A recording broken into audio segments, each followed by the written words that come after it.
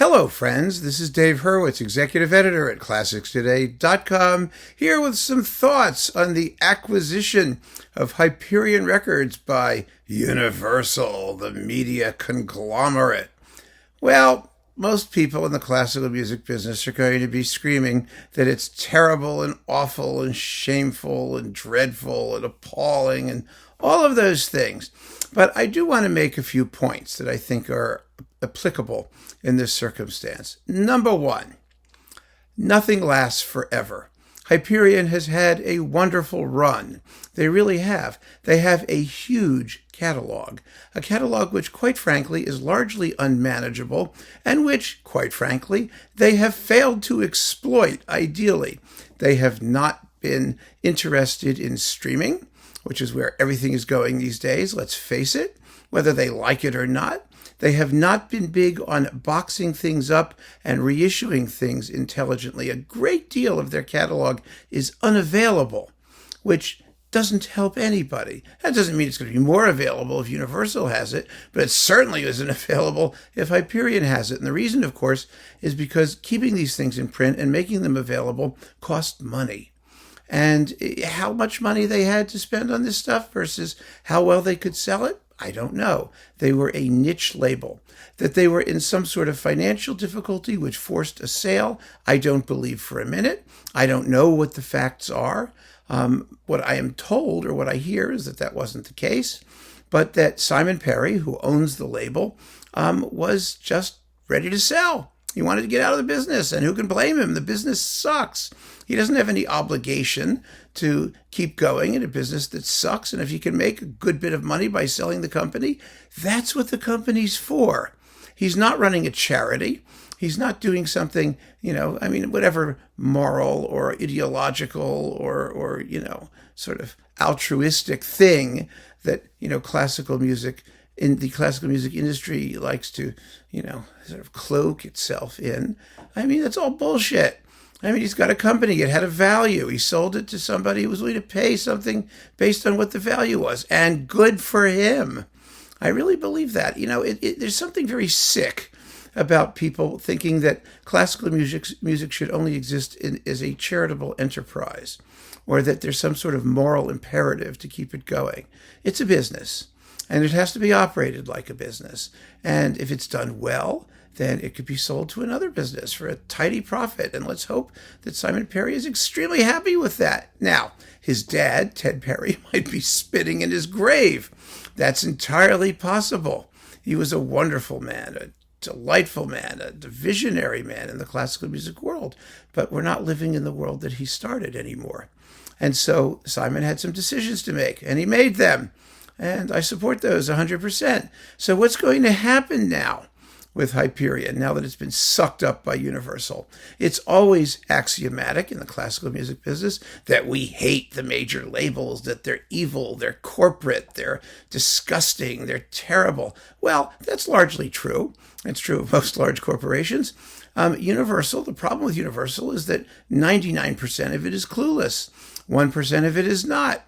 And so we hope that the 1% gets a hold of the Hyperion catalog. Many things can happen. The catalog can get sucked up and disappear entirely for a time, which might happen. They can try and maintain it at some level. They'll make it available on digital platforms, probably. And in the meantime, there are wonderful series of things that Hyperion did that Universal, if they cared about classical music, which of course they don't, would exploit. The complete list edition, the complete Schubert songs, the romantic piano concerto series, all of the the Handel things by Robert, what's his name? Why do I never remember his name? It makes me crazy. Anyway, it'll come to me. Robert King, thank you, and the King's Consort. That whole series, fantastic. All of that early music, amazing. It's a shame that they won't be doing more, but they've already done a ton. I mean, tons. And here's something that I know for a fact. 99.99999% of the people bemoaning the loss of Hyperion have not listened to the vast majority of Hyperion's catalog, have not purchased the vast majority of Hyperion's CDs. That doesn't mean one or two of you haven't, so I don't want to hear oh, I did. I don't care. I'm talking about the world, right? The world of classical music at large. They may have a few discs here or there, but, we bemoan the fact that there isn't going to be more, but none of us have time to actually sit down and listen to the more. We don't have time to sit down and listen to the past, let alone the future. So to bemoan the sale of Hyperion for that reason, to me, I think is both hypocritical and just plain silly. I mean, because that's just not the way our lives work, and it's not the way catalogs work. I mean, Universal has done some excellent work with some of their acquired catalogs. They've exploited the Westminster stuff fairly nicely. Not all of it, maybe not as much as we wanted, but they put out some nice big juicy boxes. And they did like Hermann Scherchen. They devoted themselves to certain artists. They did splendid work with Mercury Living Presence. Eventually, it took a long time, but eventually they did it, and they did those 3 huge cubes, and that was an entire catalog. Let's not forget that a catalog of recordings back in the day was far more limited in some respects than it is now, because everything has just proliferated. Hyperion's catalog, although they're an independent label, was a major label catalog. I mean, it's what is it, a few thousand recordings. It's enormous. The Mercury Living Presence catalog was 3 cubes of 40 or 50 CDs each. That was Mercury Living Presence, the label. And it had such an outsized presence in the world of classical music because of its quality. And it's quality that counts ultimately. So what we can hope, and I don't know if this is going to be, but we can hope, is that there are people at Universal who know what they're doing, the 1%. For example, Cyrus Mayer Homji at Australian Eloquence, who's down under there, who really knows what he's about and really knows what he's doing. Hopefully, and he's a piano guy, he will get his hands on the Hyperion catalog, and we could see a Marc-André Hamelin box, or we could see, the Romantic Piano Concertos all boxed up in a set. We could see things organized in a way that Hyperion was unable to do. I mean, for all the wonderfulness of their recordings, the way that they issued them and managed their catalog was not, in my mind, particularly insightful. Let's put it that way. There's a lot of room for improvement there, and Universal, for all of their pigheadedness and sort of heedless corporate whatever they are, might be, for that very reason, better to just put some of this stuff together, bundle it, shove it out there, and let people listen to it. We don't know. There's also going to be licensing opportunities, lots of licensing opportunities. Hyperion artists who care about the stuff that they recorded could very easily license their own product back from Universal and issue it themselves. I mean, that's a possibility. It very well may happen. Wouldn't be a bad thing for some of the artists who are able to gather together the resources to do it. They might want to do it only digitally, or they might do it as physical product, because we don't know. There's so much we don't know.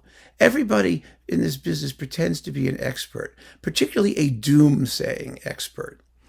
And, the industry is a work in progress. It's constantly changing. So I don't think that this is good news or bad news. It's just news. And we have to see what develops. I will miss the Hyperion people. I will miss Hyperion as a label, as an identity, because they had a wonderfully classy image. That they did. They created a beautiful physical product. And I love physical product. So I'm going to miss it.